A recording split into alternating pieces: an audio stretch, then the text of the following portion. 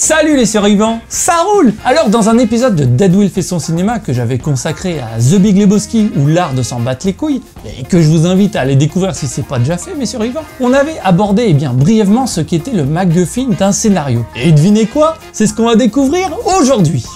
Définition! Le MacGuffin d'un scénario est un élément, souvent un objet sans importance, mais permettant à l'intrigue d'évoluer constamment. Ce principe est d'ailleurs souvent associé à Alfred Hitchcock qui l'a défini en 1939. Au studio, nous appelons ça le MacGuffin. C'est l'élément moteur qui apparaît dans n'importe quel scénario. Dans les histoires de voleurs, c'est presque toujours le collier, et dans les histoires d'espionnage, c'est fatalement le document. C'est ainsi un principe extrêmement utilisé dans les films noirs et faisant vivre au personnage principal de nombreuses histoires. Mais vous allez le voir, il n'est pas réservé exclusivement aux films noirs. Application! Alors bien sûr, Hitchcock l'a notamment utilisé avec la somme d'argent dans Psychose, les bijoux dans la main au collet et bien sûr sa meilleure utilisation dans La mort aux trousses avec les secrets du gouvernement dont les documents n'existent même pas.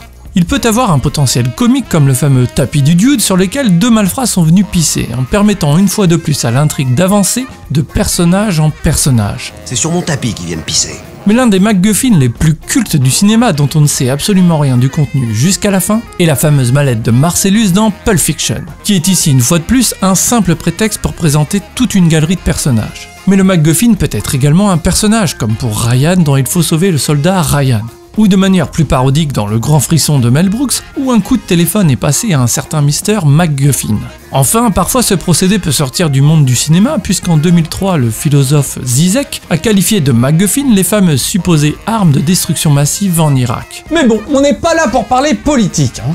Ainsi, pour conclure, le MacGuffin a pour simple but de manipuler le spectateur en le baladant de personnage en personnage et d'histoire en histoire. Bon, c'est vrai que ça ressemble un petit peu à la politique finalement. Voilà, j'espère que cet épisode vous a plu.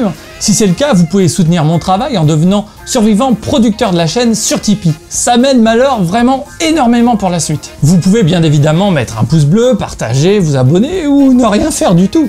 Dans tous les cas, moi je vous love et surtout n'oubliez pas que pour survivre, faut bouffer de la culture.